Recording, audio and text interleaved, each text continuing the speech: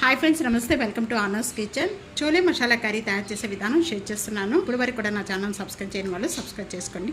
రండి. చోలే మసాలా కర్రీ తయారు చేసుకోవడానికి ముందుగా 1 టేబుల్ స్పూన్ గీ యాడ్ చేస్తున్నానండి.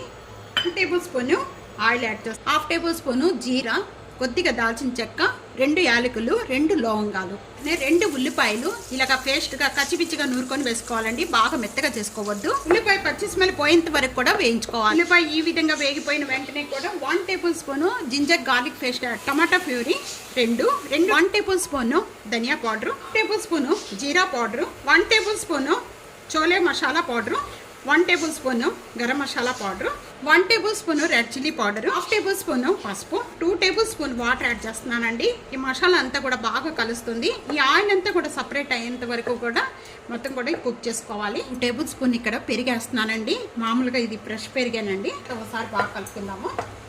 ఈ విధంగా గ్రేవీ అంతా కూడా చిక్కపడిపోయి ఆయిల్ సపరేట్ అయిపోయి మంచి స్మెల్ వస్తూ ఉంటుంది. గ్రేవీ అంతా ఉడకబెట్టుకున్న ఈ చోలే అంతా కూడా వాటర్తో సహా యాడ్ చేసేసుకోవాలండి.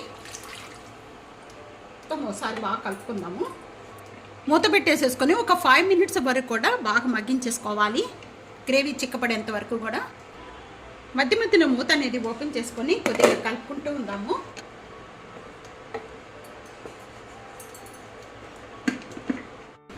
ఇప్పుడు ఓపెన్ చేద్దాము.